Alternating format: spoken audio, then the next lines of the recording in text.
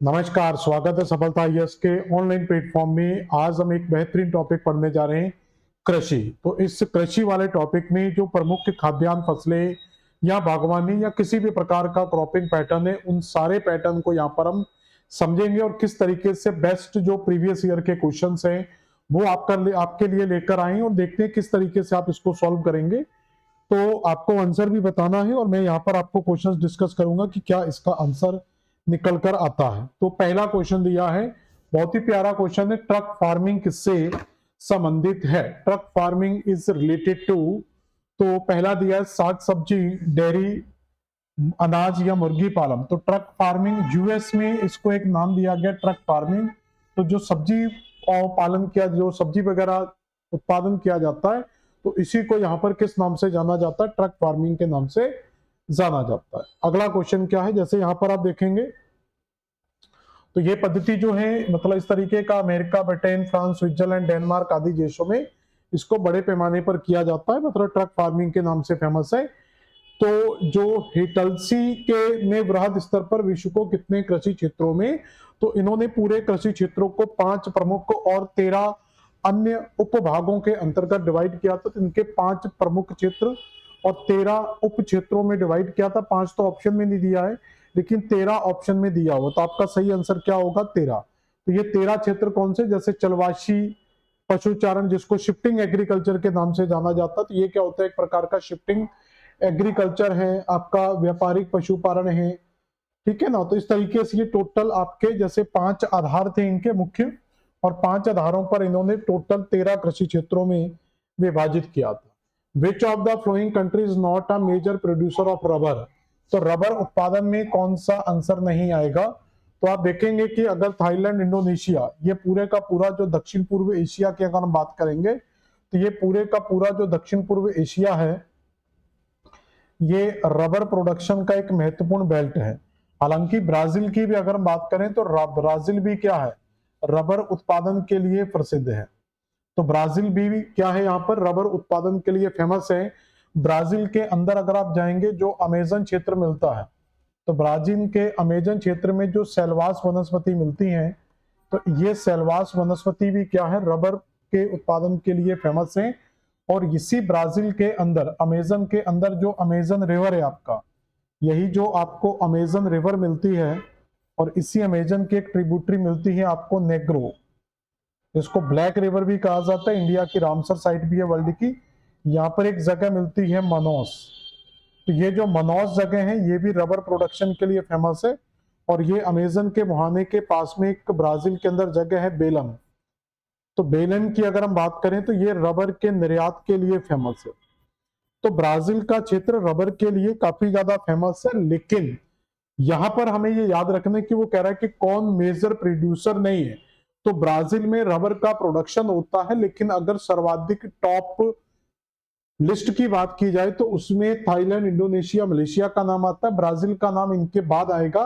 तो according to option अगर हमारे पास नहीं है तो हम ब्राजील को आंसर लगा सकते हैं, लेकिन इंपोर्टेंस अगर देखेंगे तो ब्राजील का काफी ज्यादा आपको यहां पर मिल जाएगा। अगला जो क्वेश्चन दिया है वो क्या है? तो ये दिया हुआ है, रबड़ एक उष्णकटिबंधीय पौधा है, इसका जन्म स्थान अमेजन, मतलब अमेजन में ही इसकी उत्पत्ति हुई थी। 21 डिग्री टेम्परेचर से कम तापमान हानिकारक होता है तथा 27 से ज्यादा वर्षा 200 सेंटीमीटर होनी चाहिए। ब्राजील एक प्रमुख रबर उत्पादक देश नहीं है। विश्व के प्रमुख थाईलैंड, इंडोनेशिया, वियतनाम, भारत, ये रबर उत्पादक देश है।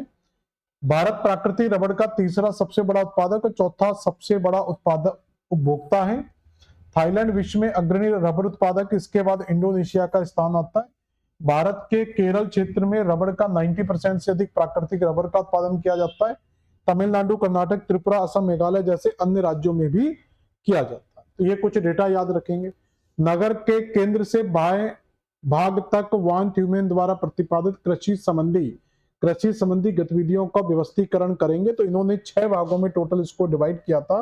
तो इसमें जो केंद्र से अगर हम बाहर की ओर जाते हैं तो ये वर्गीकरण इनके द्वारा प्रस्तुत किया गया था कि शहर का जो केंद्र है, तो केंद्र के बगल में सबसे बड़ी जो गतिविधियां होती हैं वो आपकी क्या होती है? Marketing activities.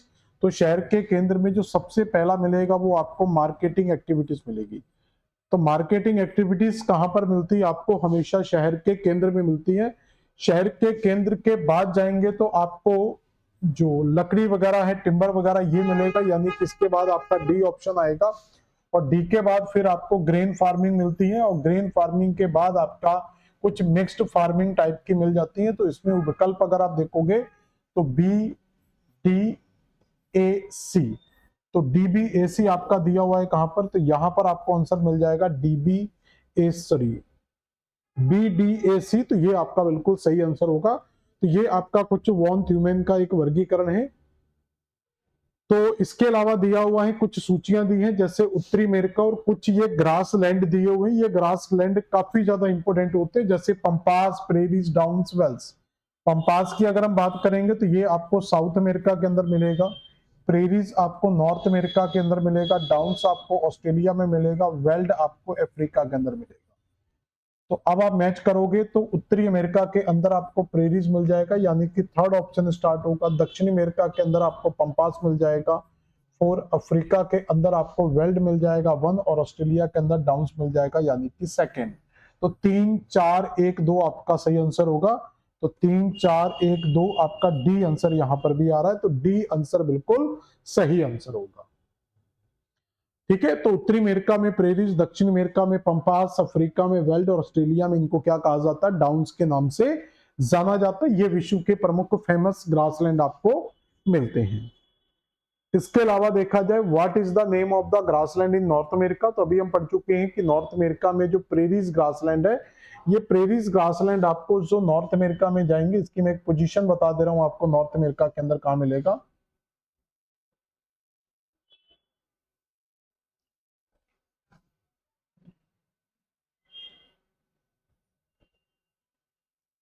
तो नॉर्थ अमेरिका में अगर हम जाएंगे तो नॉर्थ अमेरिका के अंदर यहाँ पर आपको पूरी की पूरी एक माउंटेन रेंज मिलती है, जिसको रॉकी के नाम से जाना जाता है। और रॉकी के इधर ये पूरे का पूरा जो बेल्ट है इसके चारों तरफ का, इसको कनेडियन शील्ड कहा जाता है। क्या बोला जाता है? कनेडियन शील्ड के नाम से जाना जाता है। तो इसी कनेडियन शील्ड और रॉकी माउंटेन के बीच में आपके स्थित हैं प्रेरीज मैदान। और ये पूरे का पूरा प्रेरीज, यहाँ पर ग्रेट प्लेन्स मिलता है। तो इसी ग्रेट प्लेन्स का भाग है आपका कौन सा? प्रेरीज मैदान। तो ये प्रेरीज का क्षेत्र आपको यहाँ पर देखने को मिल जाएगा। तो आपका सही आंसर क्या होगा? प्रेरीज। और साउथ अमेरिका के अंदर जो मिलेगा वो आपको पंपास मिल जाएगा। स्टेबी आपको साइबेरिया वगैरह या एशिया कह सकते हैं, एशिया वगैरह में मिल जाएंगे। और सवाना आपको अफ्रीका और भी कई कंट्रियों के अंदर देखने को मिल जाता है। अगला क्वेश्चन क्या है? Which region is called the bread basket of the world?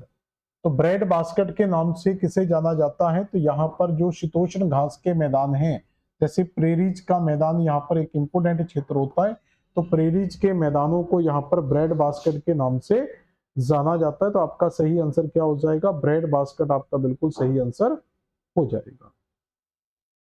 अगला क्वेश्चन क्या है?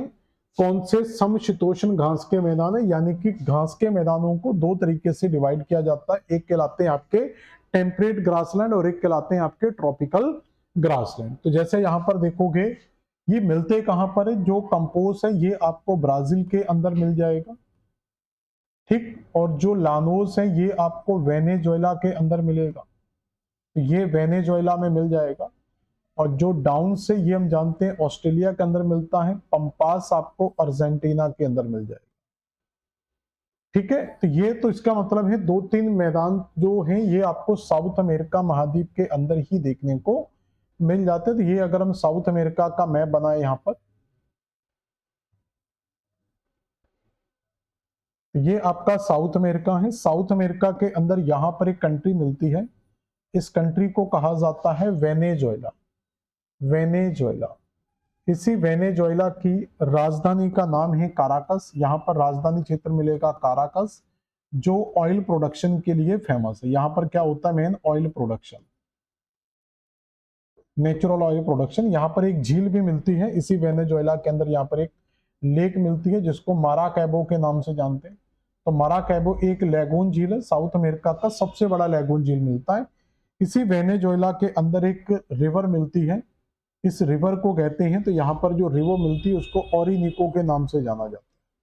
और इसी ओरिनिको रिवर पर आपका एक एंजिल वाटरफॉल बना हुआ है, एंजिल जलप्रपात बना हुआ है जो विश्व का सबसे ऊंचा जलप्रपात है। वो इसकी एक सहायक नदी है कैरो, उस पर बना हुआ है। वैसे आप ओरिनिको याद रख सकते हो।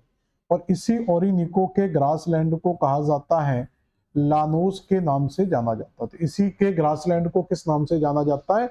लानोस के नाम से जाना जाता है। इसके नीचे यहाँ पर जो अर्जेंटीना में क्षेत्र मिलता है वो आपको पंपास का क्षेत्र मिलता है, और इसी के ऊपर आपको यहाँ पर कंपोज के क्षेत्र मिलते हैं ब्राजील वाले क्षेत्र में।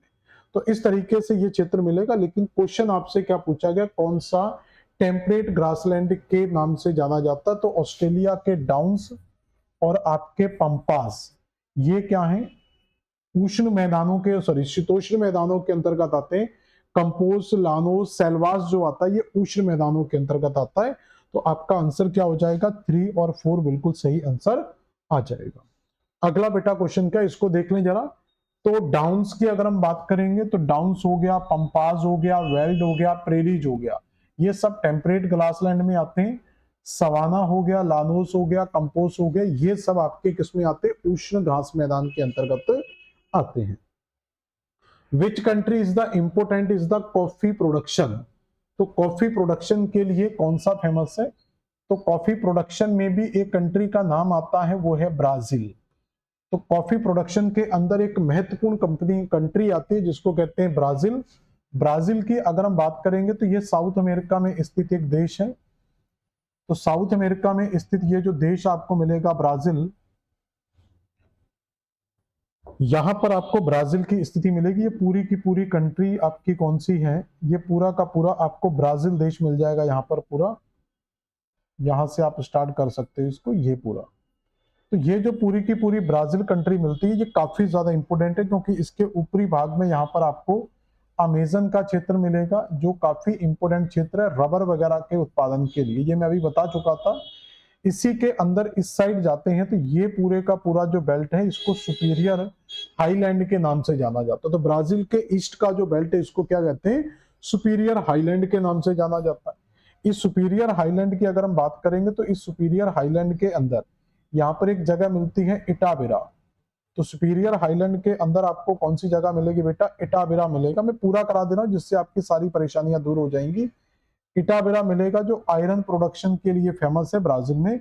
और यहां पर एक जगह मिलती है, इस पॉइंट को कहते हैं साओ पाउलो।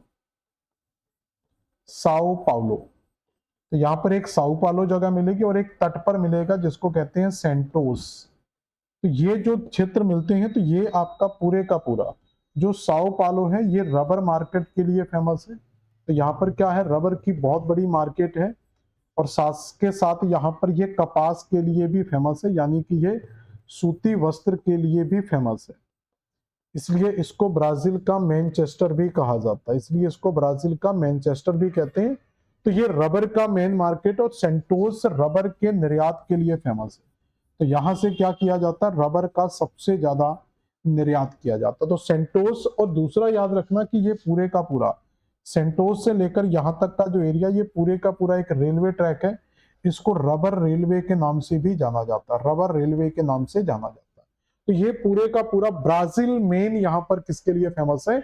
तो ब्राजील मेनली आपका यहाँ पर रबर प्रोडक्शन के लिए फेमस है। उसके बाद इसका कॉफी वगैरह में नंबर आता है। अब लेकिन यहाँ दूर दूर देखेंगे ब्राजील का कहीं पर भी नाम नहीं है, लेकिन ब्राजील के बाद अगर कॉफी में नाम आता है तो वो वियतनाम का आता है। दक्षिण पूर्व एशिया में एक देश मिलेगा वियतनाम। तो यहां पर आपको एक देश मिलेगा वियतनाम। तो ब्राजील नहीं है तो ऑप्शन क्या लगाएंगे? वियतनाम। तो कहवा उत्पादन में प्रथम 3 स्थान में पहला ब्राजील मिलेगा, फिर आपको वियतनाम मिलेगा, फिर कोलंबिया मिलेगा। ब्राजील का सेंटोस कहवा पत्तन के लिए फेमस है। बाकी ये सारा इसके बारे में लिखा हुआ, तो ये नॉर्मली आप इसको पढ़ सकते हैं। ये इसकी 2 प्रजातियां जरूर याद रखना, एक रोबस्टा और अरेबिका। तो रोबस्टा अरेबिका नाम की 2 कॉफी की प्रजातियां सबसे ज्यादा इंपोर्टेंट होती है।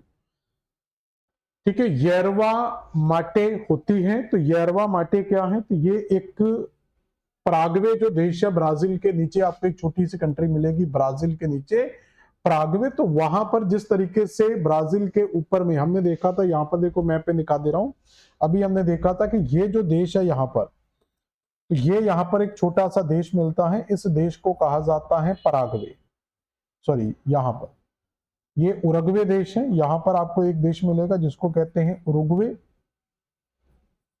यहाँ पर ये जो देश मिलता है एक लैंड लॉक देश है जिसको कहते हैं पराग्वे। तो ये पराग्वे उरुग्वे इंपोर्टेंट देश मिलेंगे यहाँ पर।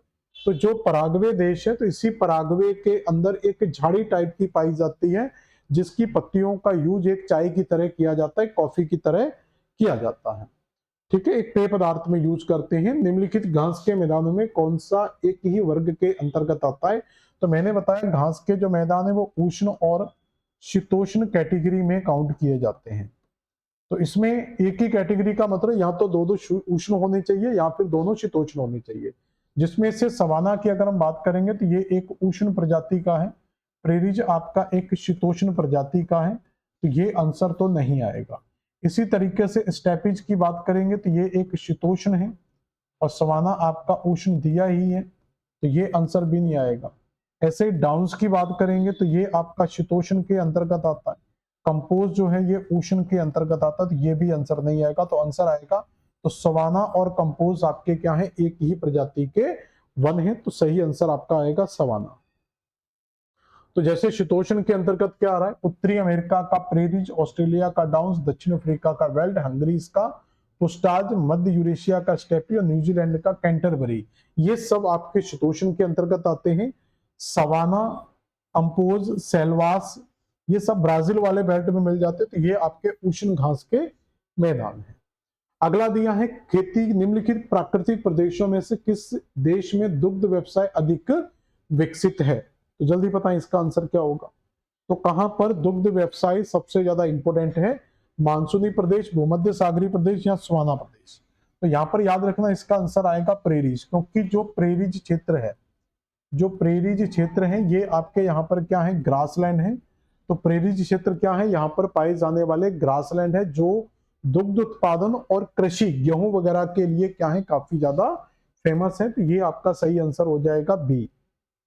नेक्स्ट क्वेश्चन क्या बेटा, किसने भूमि प्रयोग अध्ययन प्रारंभ किया और ब्रिटेन के भूमि प्रयोग का मानचित्रण प्रस्तुत किया था? तो सबसे पहले भूमि प्रयोग के जो मानचित्रण आपको देखने को मिलते हैं, तो ये मानचित्रण आपके मैकिंडर के द्वारा क्या किए गए थे, सबसे पहले तैयार किए गए थे। तो इसमें सही आंसर क्या आएगा, मैकिंडर आपका सही आंसर होगा। तो भूमि एलडी स्टाम्प ने भूमि के संबंधित ब्रिटेन का, एक मिनट ये गलत हो गया, ये स्टाम्प आएगा, मैंने गलत लगा दिया आंसर। तो आप एलडी स्टाम्प करना इसका आंसर, मैकिंडर अलग तरीके से संबंधित है इनसे, तो ये एलडी स्टाम्प कर लेना आप इसका आंसर। तो सही आंसर क्या होगा आपका, एलडी स्टाम्प आएगा। क्लियर, ठीक है। तो ये भूमि ब्रिटेन वगैरह से जुड़ा हुआ एलडी स्टाम्प है। कृषि औद्योगिकरण के बारे में कौन सा कथन गलत है? यानी कि जब हम एक मॉडर्न इंडस्ट्रियलाइजेशन या मॉडर्न एग्रीकल्चर की बात करते हैं, तो उसमें एक तो क्या होते हैं, लार्ज फार्म की जरूरत पड़ती है, तो आपको बड़े स्केल पर क्या है, फार्म हाउस होने चाहिए, तो वो एक इंडस्ट्रियलाइजेशन होता है। Less labour per unit output, प्रति इकाई उत्पादन में क्रम श्रम बल लगना चाहिए, यानी कि एक्सपेंसेस कम से कम और इनपुट उसका क्या होना चाहिए, ज्यादा से ज्यादा होना चाहिए। ठीक है, सेमी इनकरप्ट टाइपो यहाँ की सूर्यवंश प्रबंधन, ये पता नहीं क्या, ये समझ में नहीं आया, थोड़ा सा टाइपिंग में यहाँ तो मिसप्रिंट हुआ है। इसको देखेंगे तो रासायनिक उर्वरक और कीटनाशकों का कम प्रयोग, ये पॉसिबल नहीं होता है।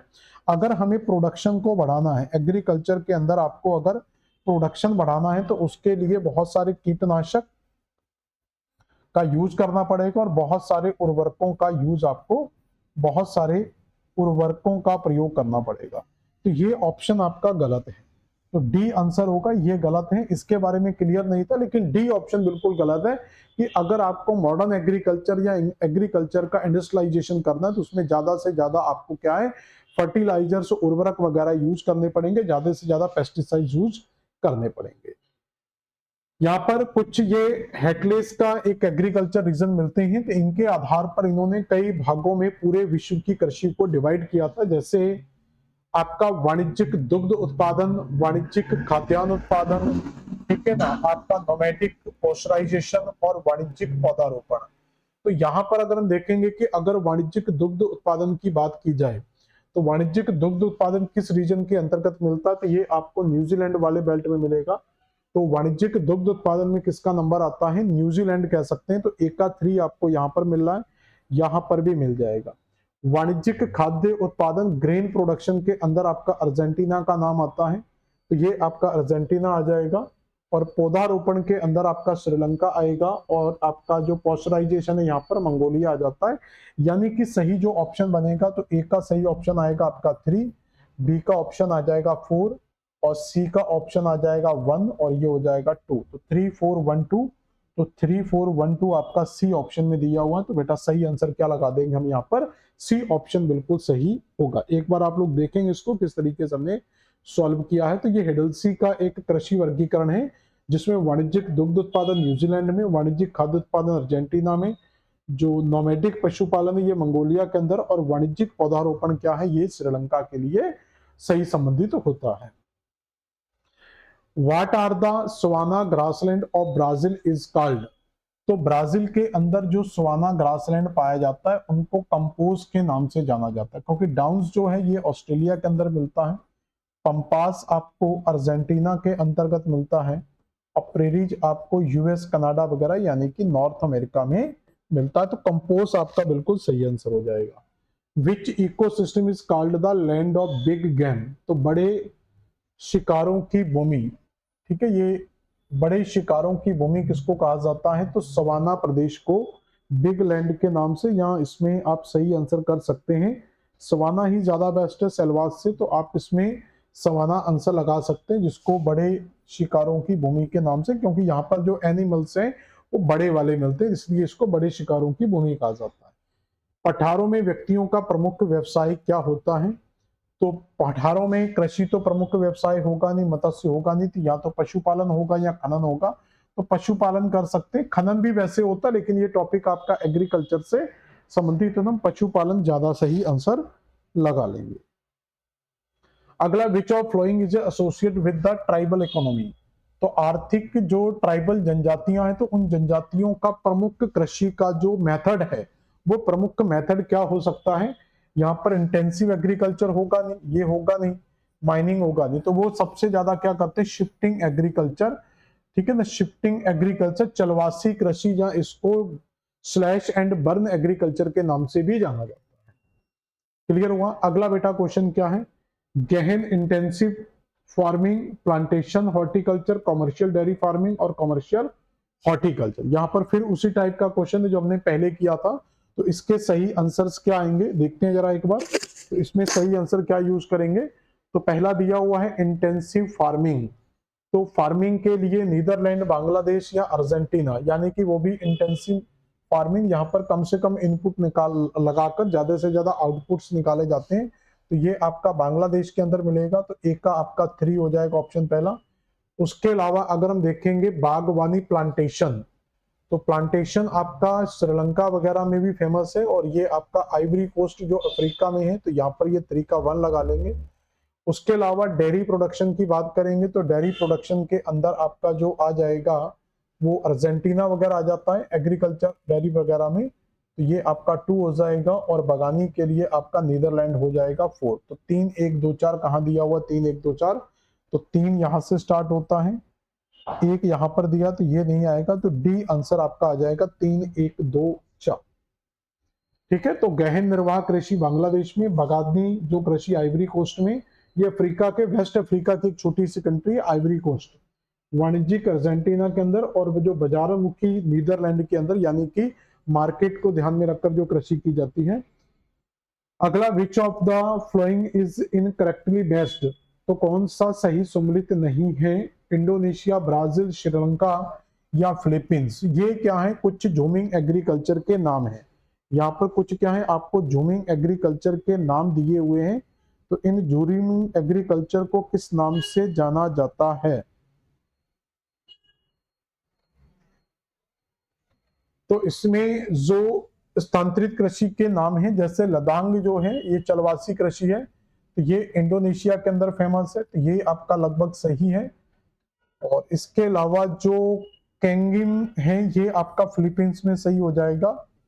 तुंगा जो है ये आपका मलेशिया वगैरह में मिलता है या उसके आसपास के क्षेत्रों में मिलता है। श्रीलंका के अंदर नहीं आएगा, तो इसका तो मुझे क्लियर नहीं है, लेकिन ये सही आंसर हो जाएगा। तो सही आंसर जो आएगा वो श्रीलंका के अंदर तुंगा नहीं मिलेगा। श्रीलंका के अंदर आपको तुंगा नहीं मिलेगा। तुंगा जो है ये आपकी म्यांमार की एक महत्वपूर्ण कृषि है। तो यहाँ पर देखेंगे कुछ कृषियों के नाम है, जैसे लदांग आपको इंडोनेशिया के अंदर मिलेगा, रोका ब्राजील के अंदर, तुंगिया देखोगे म्यांमार में मिलेगा, कैनिन फिलीपींस में है, मिल्पा मैक्सिको में है, कोनुंगो वेनेजुएला में, टांगची मेडागास्कर के, मौसले कांगो में, हुमा जावा में, चेन्ना श्रीलंका के अंदर जो मिलती है वो क्या मिलती है, चेन्ना के नाम से, और तमराई जो मिलता है ये थाईलैंड के अंदर मिलता है। तो ये कुछ चीजें आपको याद करनी पड़ेंगी, ये कुछ ऑप्शंस आपको याद करने पड़ेंगे। अगला क्वेश्चन क्या है, द्राक्षा कृषि, तो इसको अंग्रेजी में पढ़ लेना, हिंदी में तो भूल जाओगे क्या लिखा हुआ है, विटीकल्चर। तो विटीकल्चर आप जानते हैं कि ये अंगूर उत्पादन से संबंधित है। तो विटीकल्चर का संबंध किससे होता है, अंगूर उत्पादन से संबंधित है आपका विटीकल्चर। अगला क्वेश्चन क्या है, कहाँ स्थानांतरित कृषि को मिल्पा के नाम से जाना जाता है। तो अभी हमने अलग अलग तरीके से नाम पढ़ा था, तो मिल्पा कहां पर कहा जाता है, तो मिल्पा का नाम हमने देखा था कि ये मैक्सिको के अंदर यूज किया जाता है, एम4 मिल्पा और एम4 मैक्सिको। तो मैक्सिको के अंदर जो स्थानांतरित कृषि है उसको किसके नाम से जाना जाता है, मिल्पा के नाम से जाना जाता है। अब आप कहेंगे सर मैक्सिको तो कहां पर नहीं दिया हुआ है, लेकिन आपका सेंट्रल अमेरिका दिया हुआ है। तो सेंट्रल अमेरिका को किस नाम से जाना जाता है, मिल्पा के नाम से। तो सेंट्रल अमेरिका का मीन्स क्या, यहाँ पर जब आप नॉर्थ अमेरिका कॉन्टिनेंट में जाएंगे,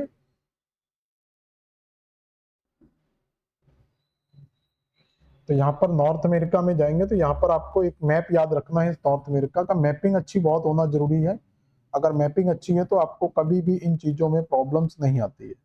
तो यहाँ पर जो कंट्रीज मिलती हैं, एक तो आपको बेटा कनाडा मिलता है, एक आपका यूएसए मिलता है। इसके नीचे जो आपको यहाँ पर कंट्री मिलती है वो मैक्सिको मिलती है।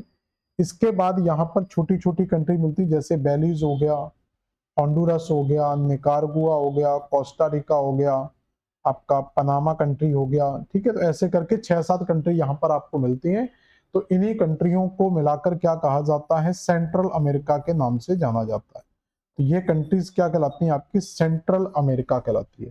जैसे इन दोनों कंट्रीज की बात करें तो इनको एंग्लो अमेरिका के नाम से जाना जाता है, इसको एंग्लो अमेरिका के नाम से जाना जाता है, इनको सेंट्रल अमेरिकन कंट्रीज के नाम से जाना जाता है। तो जो मेक्सिको है वो एक सेंट्रल अमेरिकन कंट्री के अंतर्गत आएगा। क्लियर हो गया। अगला ये देखेंगे यहाँ पर दिया हुआ, तो मिल्पा जो है, तो मिल्पा सेंट्रल अमेरिका यानी कि मैक्सिको में यूज होगा, लदांग इंडोनेशिया मलेशिया के अंदर, रोका ब्राजील में, कैनिन फिलीपींस में, कानूनगो वेनेजुला में, टांची मेडागास्कर में, मौसले कांगो में, हुमा जावा में, तुंगिया म्यांमार में, चेन्ना श्रीलंका में, और तमराई थाईलैंड के अंदर। वो पूरी की पूरी एक बार इनको रीड करोगे तो शायद याद हो जाए। अगला है what is the rural settlement is Russian called. तो रशिया के अंदर जो ग्रामीण अधिवास यानी कि एक सामूहिक फॉर्म जो बनाए जाते हैं उनको किस नाम से जाना जाता है, तो उनको सौव खोज के नाम से जाना जाता है। तो यहाँ पर क्या बोला जाता है, सौव खोज बोला जाता है। और इस तरीके की सामूहिक कृषि को कुबुदजन भी कहा जाता है। तो ये कुबुदजन जो नाम मिलता है ये आपको इजराइल के अंदर मिलता है। तो इसी प्रकार की कृषि को कुबुदजन के नाम से जाना जाता है। इस व्यवसाय में फार्म स्वयं कृषकों के नाम पर राज्य की संपत्ति होती है, यानी कि ये स्टेट ओरिएंटेड एग्रीकल्चर होता है, जहां पर कृषि राज्य सरकार के द्वारा की जाती है, ना कि किसी पर्टिकुलर फार्मर के द्वारा। राज्य सरकार के अंडर में कृषि होती है। विश्व में धान उत्पादन देशों में कौन सा अवरोही क्रम सही है, तो धान उत्पादन की अगर हम बात करेंगे तो चीन का धान उत्पादन में एक महत्वपूर्ण नाम मिलता है। चीन के बाद भारत, उसके बाद इंडोनेशिया, संयुक्त राज्य अमेरिका लगा सकते हैं। तो डी आंसर आपका बिल्कुल सही हो जाएगा। तो चीन के बाद भारत, इंडोनेशिया, संयुक्त राज्य अमेरिका का नाम मिलता है। ठीक है, तो चीन, भारत, बांग्लादेश, इंडोनेशिया और वियतनाम ये प्रमुख उत्पादक देश है। चावल एक उष्णकटिबंधीय फसल है, इसकी कृषि मुख्यतः मानसून जलवायु पर में की जाती है और इसके लिए 24 डिग्री से 27 डिग्री तापमान की हमें जरूरत पड़ती है। ठीक है, तो आपका चीन, भारत, बांग्लादेश, चीन, भारत, बांग्लादेश तो ऑप्शन में नहीं था, लेकिन इंडोनेशिया, संयुक्त राज्य अमेरिका दिया हुआ है तो आप वहां से लगा सकते हैं। Which feature is the most suitable for the intensive agriculture. तो इंटेंसिव एग्रीकल्चर के लिए कौन सी सघन खेती के लिए सबसे ज्यादा इंपोर्टेंट है, ठीक है ना। तो उसके लिए सबसे ज्यादा होता है, देखो, कम लागत पर ज्यादा उत्पादन। तो कम लागत, उत्पादन क्या होना चाहिए, ज्यादा होना चाहिए। ये आपका एक तरीके का कहलाता है इंटेंसिव फार्मिंग। तो उसके लिए क्या करना होगा आपको, अधिक उपज दर वाले जो बीज है, यानी कि हाई यील्ड वैरायटीज को सीड्स आते हैं, जो अधिक उत्पादन देने वाले बीज आते हैं, हम उन बीजों का यहाँ पर प्रयोग कर सकते हैं। तो ये आंसर आपका सही हो जाएगा। अगला क्वेश्चन क्या है, हैसियंटा या फजेडा, ये फजेडा ही लिख लेना, ये पता नहीं क्या कर दिया इसको। फजेडा इज रिलेटेड टू, तो फजेडा क्या है। तो याद रखना कि हमने अभी आपको ब्राजील का एक ऑप्शन कराया था, उसमें मैप वगैरह में करा दिया था। अभी नॉर्मल बता दे रहा हूं कि अगर हम ब्राजील की बात करेंगे तो ब्राजील के अंदर दो क्षेत्र मैंने बताए थे, एक तो आपको साओ पालो मिलेगा, एक तो आपको साओ पालो मिलेगा, एक आपको सेंटोस मिलेगा। तो साओ पालो और जो सेंटोस आपको मिलते हैं, तो साओ पालो और सेंटोस, साओ पालो आपका कॉफी मार्केट के लिए फेमस है, यानी कि ये कॉफी मार्केट के लिए फेमस है। और इसके साथ साथ ये आपका मैनचेस्टर के लिए भी फेमस है। मैनचेस्टर का मतलब होता है जहां पर सूती वस्त्र का उत्पादन हो रहा है। सेंटोस की बात करेंगे तो ये कॉफी के निर्यात के लिए फेमस है, इसलिए इसको कॉफी पोर्ट की संज्ञा दी जाती है। क्या कहा जाता है इसको, कॉफी पोर्ट के नाम से भी जाना जाता है। कई बार एग्जाम आता है कि कॉफी पोर्ट के नाम से क्या है। लेकिन इस ब्राजील के अंदर जो कॉफी की खेती होती है, जो कॉफी का यहाँ पर प्लांटेशन होता है, तो कॉफी प्लांटेशन को ही यहाँ पर फजेडा के नाम से जाना जाता है।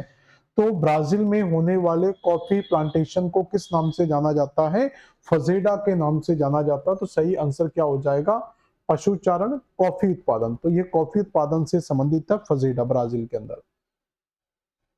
Who is the largest producer, इसमें कुछ चीजें और आपको मिल जाएंगी, ये सब चीजें लगभग वही है। तो ब्राजील कहवा में विश्व में सबसे बड़े उत्पादन में आता है। साओ पालो, मीनस जेरास, पराना उत्तरी भागों में, रियो डी जेनेरियो, सेंटोस राज्य में होती है। साओ पालो विश्व की कहवा मंडी और सेंटोस को कहवा बंदरगाह के नाम से जाना जाता है। Who is the largest producer of the coconut in the south east Asia, तो साउथ ईस्ट एशिया के अंदर जाएंगे तो फिलीपींस आपको सबसे प्रमुख नारियल उत्पादक देशों के अंदर मिल जाएगा। तो इसका आंसर आप क्या लगा सकते हैं, फिलीपींस लगा सकते हैं। अगला क्वेश्चन है, which crop provide the both oil and fibre. तो सनफ्लावर से आप ऑयल निकालते हैं, सरसों भी ऑयल में आता है, जूट आपका रेशे में आता है। लेकिन अलसी जो है, तो अलसी से आप रेशा भी प्राप्त कर सकते हैं, यानी कि फाइबर भी प्राप्त कर सकते हैं, और इससे ऑयल भी प्राप्त किया जा सकता है। अगला क्वेश्चन क्या है, which country produce the highest cotton in the world. तो कॉटन प्रोडक्शन के अंदर वैसे अमेरिका वगैरह के नाम और भारत जैसे देशों के नाम आते हैं। तो भारत आप आंसर इसमें लगा सकते हैं वर्तमान के हिसाब से।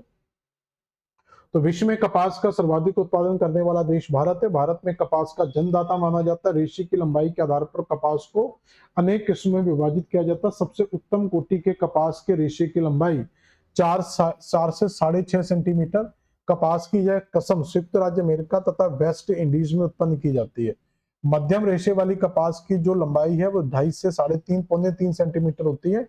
ये मैक्सिको, पेरू, पूर्वी अफ्रीका देशों में, जिसे भारतीय कपास के नाम से भी जाना जाता है। अन्य नवीनतम गणना में विश्व के कपास का उत्पादन भारत, चीन, संयुक्त राज्य अमेरिका में होता है। तो पहले नंबर भारत, फिर चीन और उसके बाद संयुक्त राज्य अमेरिका।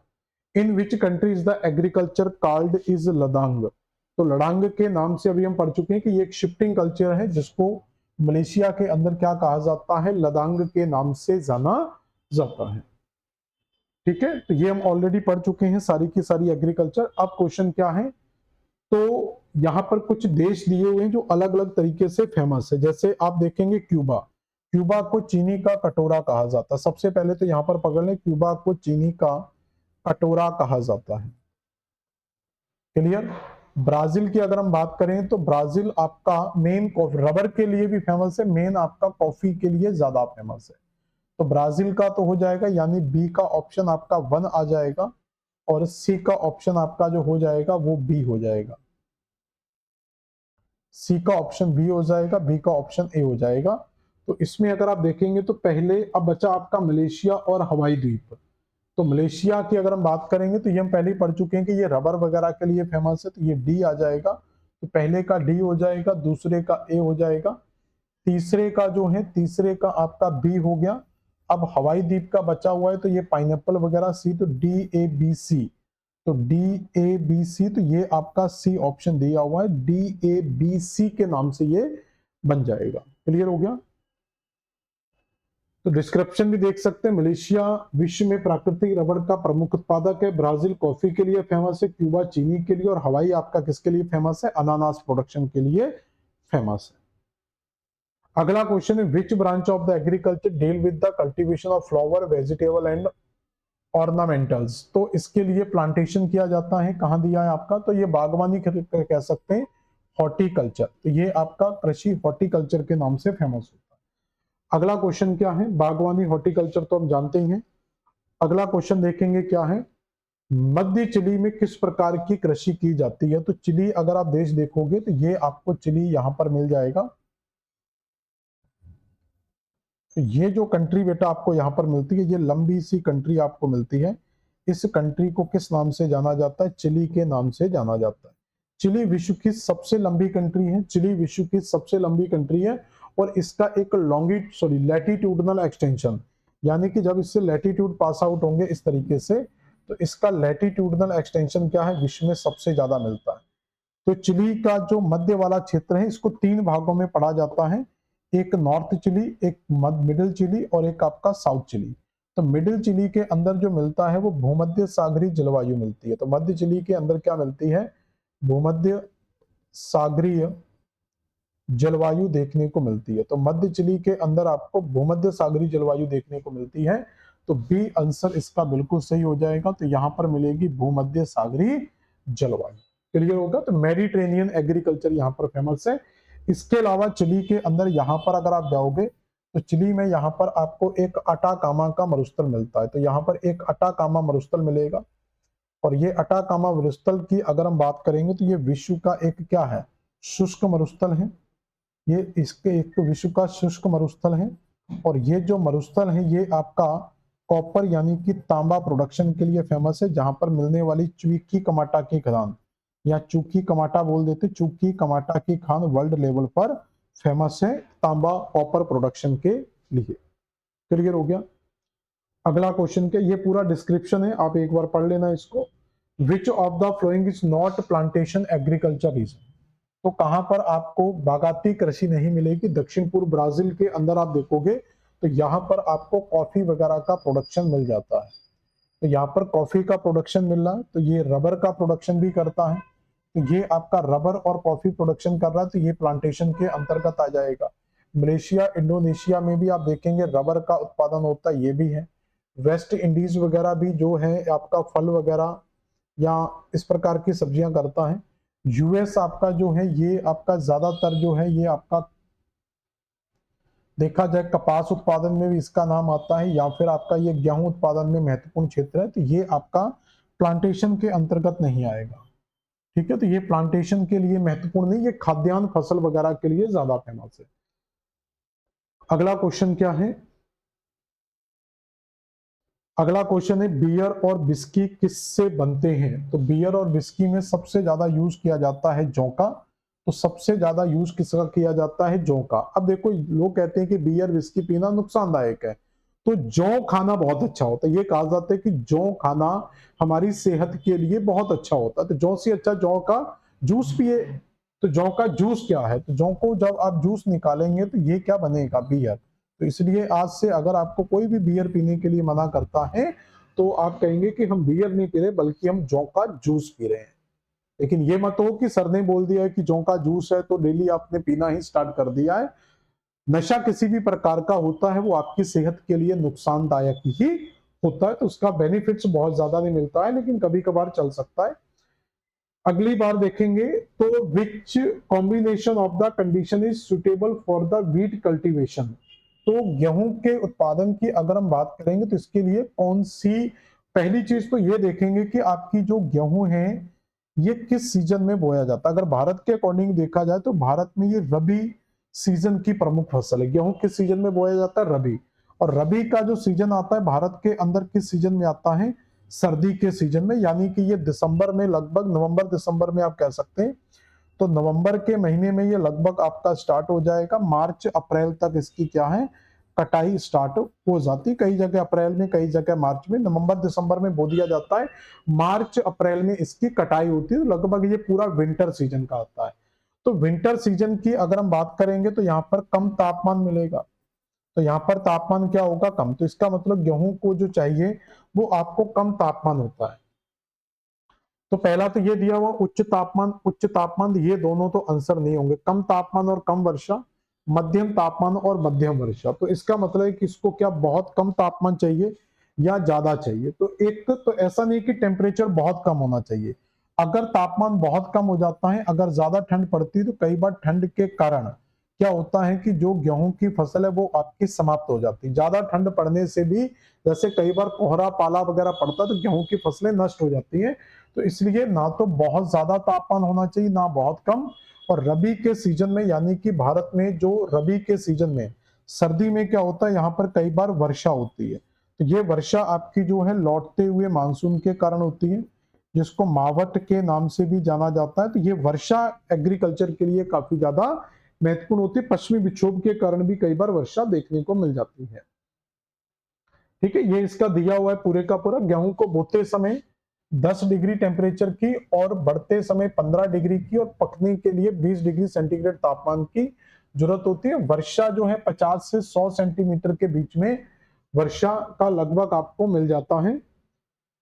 अगला दिया गुड़ खंड क्या होता है। तो गुड़ खंड की अगर हम बात करेंगे, जैसे गन्ने की अगर हम बात करते हैं शुगर कैन, तो शुगर कैन की पेराई करके उसका जो जूस निकाला जाता है, गन्ने का रस निकाला जाता है, उस गन्ने के रस से तैयार किया जाता है गुड़, और उस गुड़ से फिर उसी गन्ने के रस से क्या बनाई जाती है, शक्कर बनाई जाती है। लेकिन खंड अलग होता है। तो खंड ये कह सकते हैं शक्कर और गुड़ के बीच का मीडियम है, जो पूरी तरीके से ना तो गुड़ होता है ना पूरी तरीके से खंड होती है। ब्राउन शुगर के नाम से भी इसको हम जानते हैं। तो ये आपका खंड जो है ये आपका गन्ने से प्राप्त होने वाला काले भूरे रंग की चाशनी, तो ये एक ब्राउन कलर का होता है। ठीक है, ब्राउन शुगर के नाम से जाना जाता है, ये गन्ने से प्राप्त किया जाता है। Which plant contain the stimulus theine, तो थियन जो एक उत्तेजक पदार्थ होता है ये आपको किसके अंतर्गत मिलता है, तो ये चाय की कॉफी चाय वगैरह जो होती है उसके अंदर आपको देखने को मिलता है। Which type is the rice classification, तो राइस का एक जो मेन क्लासिफिकेशन है वो क्या है, तो मेक्सिको यूक्रेन जैपेनिक इंडिका। तो राइस के अंदर एक प्रजातियां जो मिलती हैं वो आपको जैपेनिक इंडिका के नाम से फेमस है। अगली क्वेश्चन देखेंगे, जैपेनिक इंडिया चावल के प्रमुख वर्गीकरण का आधार है। चावल मुख्य रूप से खरीफ यानी कि ग्रीष्मकालीन फसल है, तो ये वर्षा पर आधारित फसल होती है, वर्षा ऋतु में सबसे ज्यादा बोई जाती है, जो जून से अगस्त के बीच में बोई जाती है, नवंबर जनवरी के बीच में, या नवंबर दिसंबर याद रखना, जनवरी तो बहुत लेट हो जाता है। इस फसल में अमन अगहनी नामों से जाना जाता है। पूर्वी भारत में यह क्रमशः शरद ग्रीष्म ऋतु दोनों में बोई जाती है, जिससे आस और कालनिकी के नाम से जाना जाता है। बाजरे की खेती के लिए वर्षा की आवश्यक सीमा कितनी होती है। अब बाजरे की अगर हम बात करेंगे तो बाजरा भी आपका क्या है, ये आपका खरीफ की फसल के अंतर्गत आता है, तो ये भी एक खरीफ की फसल है। और ये याद रखना कि उन क्षेत्रों में बोया जाता है जहां पर शुष्क क्षेत्र होते हैं। तो अगर देखोगे कि वर्षा यानी कि वहां पर कम होती है, अगर खरीफ के मौसम में पर्याप्त वर्षा हो रही है, अगर खरीफ के मौसम में पर्याप्त वर्षा हो रही है तो हमें वहां पर अगर वर्षा प्राप्त होती है तो वहां पर हम चावल या धान की खेती करते हैं। तो यानी कि ज्वार बाजरा वगैरह जो फसलें हैं इनका चयन उन क्षेत्रों में किया जाता है जहां पर क्या है वर्षा की मात्रा कम है। ड्राई क्रॉप्स में किया जाता है, तो 70 से 92, 40 से 60, 50 से 75, तो ये 50 से 75 सेंटीमीटर आप याद रख सकते हैं, मोटा मोटा 72 दिया है, वैसे 75 तक होता है, तो 50 से 75 सेंटीमीटर आप इसको याद रख सकते हैं। अगला क्वेश्चन क्या है, तो बाजरे की खेती के लिए आवश्यक 50 से 72 सेंटीमीटर के भारत में राजस्थान सर्वाधिक बाजरा और ज्वार उत्पादक क्षेत्र। What is the suitable temperature for sugar cane grow, तो गन्ने के उत्पादन के लिए ना तो बहुत ठंडा और ना ही बहुत गर्म तापमान की जरूरत होती है। तो ये 21 से 27 डिग्री के बीच का टेम्परेचर आपको गन्ने की खेती के लिए चाहिए होता है। ठीक है, तो ये आपका 21 से 27 डिग्री का। तो विश्व के गन्ना उत्पादक में ब्राजील, भारत, चीन और पाकिस्तान जैसे देशों का नाम आता है। अगला क्वेश्चन है what is the suitable summer temperature range for the मेज कल्टीवेशन। तो मेज यानी कि मक्का, तो मक्का तो दोनों सीजन में बोया जाता है, ये खरीफ में भी बोया जाता है और ये आपका रबी में भी बोया जाता है। नॉर्थ इंडिया में ज्यादातर ये खरीफ के सीजन में बोया जाता है, पंजाब वगैरह में इसको रबी के मौसम में, और ये अलग अलग प्रजाति आती है मेज की, कोई रबी में, कोई खरीफ में, कोई अलग अलग टाइम पर बोता है। तो इसके लिए टेम्परेचर वही आपका 18 से 27 डिग्री लगभग, गन्ने की फसल के समान टेम्परेचर यहाँ पर आपको याद रखना है, तो लगभग उतना ही टेम्परेचर यहाँ पर आपको देखने को मिल जाता है। अगला क्वेश्चन क्या है, the Mediterranean reason is famous for which crops. तो भूमध्य सागरीय क्षेत्र जो होते हैं तो वो किस प्रकार की फसल के लिए फेमस है। तो भूमध्य सागरीय क्षेत्रों में शीत ऋतु में वर्षा होती है, पहली चीज याद रखेंगे कब वर्षा होती है, शीत ऋतु में यहाँ पर वर्षा होती है, और ये खट्टे फलों के लिए, तो जो भूमध्य सागरीय जलवायु प्रदेश है वो आपके सिट्रस फ्रूट जो आते हैं, खट्टे फल वगैरह आते हैं, उन फलों के लिए काफी ज्यादा फेमस क्षेत्र मिलता है। तो ये सिट्रस फ्रूट किसके लिए फेमस है, ये खट्टे फलों के लिए फेमस है। ठीक है, अगला क्वेश्चन क्या है, which of the flowing countries export about 2/3 of its wheat production. तो निम्नलिखित देशों में से कौन सा गेहूं उत्पादन का लगभग 2/3 निर्यात करता है। तो कौन सा देश है जो 2/3 आपका निर्यात करता है, तो वो आपका गेहूं के लिए मेन कंट्रीज जो मिल जाएगी वो आपको कनाडा मिल जाएगी, तो कनाडा इसके लिए काफी ज्यादा फेमस है। अगला क्वेश्चन क्या है, तो गेहूं को ये पढ़ी चुके थे हम ऑलरेडी, जरूरत नहीं है। Which of the flowing island is not non for spices. तो मसालों के लिए कौन नहीं जाना जाता है, ग्रेनाडा की अगर हम बात करेंगे तो ये आपको एक जो कैरिबियन सी है वहां पर आपको आपका लेजर जो एंटलीज है, लेजर एंटलीज के अंदर आपको ये देश मिल जाएगा ग्रेनाडा। जंजीबार जो है ये आपको तंजानिया जो देश है, अफ्रीका कॉन्टिनेंट के अंदर जाएंगे तंजानिया, तो तंजानिया के अंदर जो द्वीप मिलते हैं एक का नाम है पेम्बा और एक का नाम है जंजीबार। इन दोनों पेम्बा और जंजीबार को कहा ही लॉन्ग आइलैंड कहा जाता है, यानी कि लॉन्ग जो मसाले वाला लॉन्ग है, लॉन्ग आइलैंड का लंबा वाला नहीं, ये मसाले वाला लॉन्ग है। तो पेम्बा और जंजीबार को लॉन्ग आइलैंड के नाम से ही फेमस है। माल्टा आपको मेडिटेरेनियन सी के अंदर मिल जाएगा, तो ये इसके लिए फेमस है। मालदीव यहाँ पर नहीं मिलेगा, बाकी ये सब द्वीप जो है द्वीपी क्षेत्रों में ये फसल ज्यादा होती है, तो मालदीव इसके लिए फेमस नहीं है। What is the Brazil's evergreen selva. तो ब्राजील में स्थित सेल्वा क्या है, तो ये उष्ण कटिबंधीय घास के मैदान हैं, तो ये आपके सेल्वास क्या हैं, अमेजन फॉरेस्ट जो है वहां पर आपको ये सेल्वास क्षेत्र मिल जाता है, तो ये आपके उष्ण कटिबंधीय घास के मैदान या भूमध्य रेखीय वन, उष्ण कटिबंध भी लगा सकते हैं इसको, इक्वाटोरियल डेंस फॉरेस्ट ये ज्यादा बेस्ट होगा क्योंकि ये अमेजन से संबंधित है, तो ये अमेजन वन से संबंधित है, और अमेजन वन जो है आपको भूमध्य रेखा वाले क्षेत्र के अंतर्गत मिलते हैं, तो इन्हीं को सेल्वास के नाम से जाना जाता है, सेल्वा के नाम से या सेल्वास के नाम से जाना जाता है।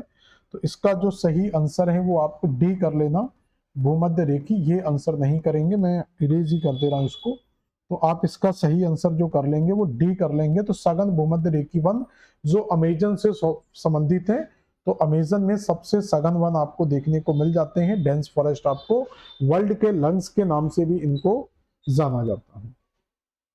ठीक है, ब्राजील में स्थित सवाल सघन भूमि वन है, ब्राजील में कहवा की कृषि, ये सब हम पढ़ चुके थे, और विटली के कृषि प्रदेश की भी हम ये नॉर्मली पढ़ी चुके, इसकी जरूरत नहीं अभी।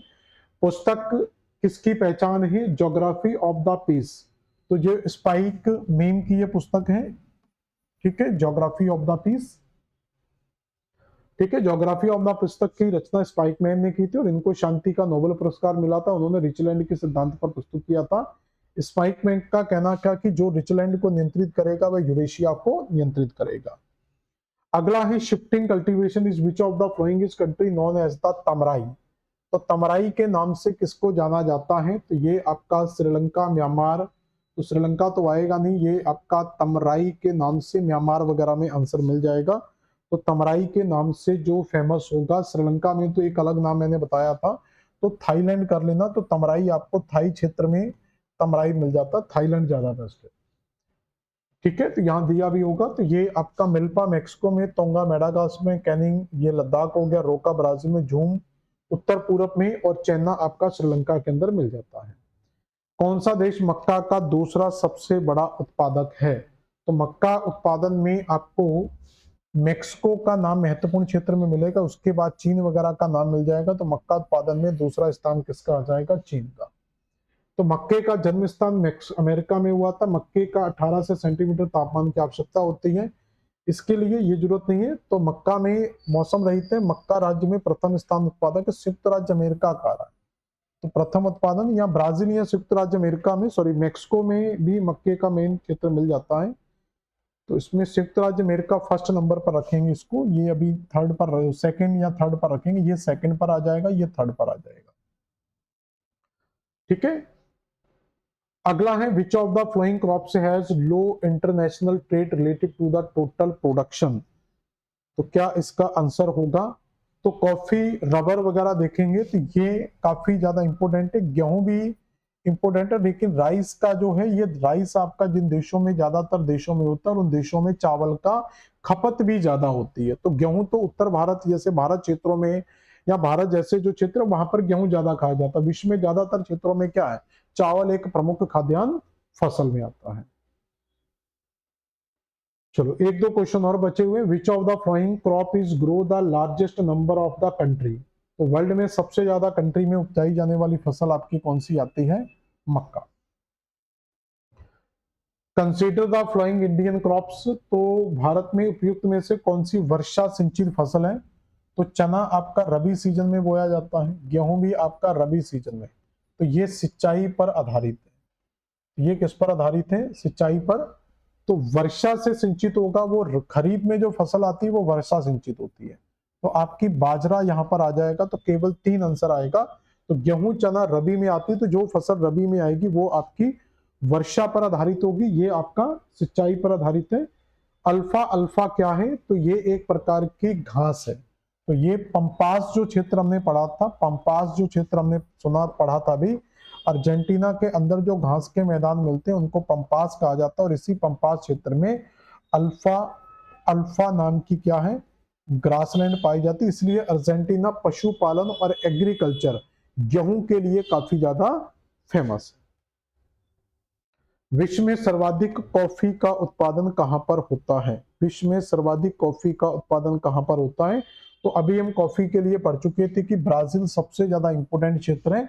और ब्राजील के 2 क्षेत्र हैं, एक आपका साओ पालो, ये मैं कई बार बता चुका हूं और रिपीट कर चुका हूं, साओ पालो, और दूसरा सेंटोस।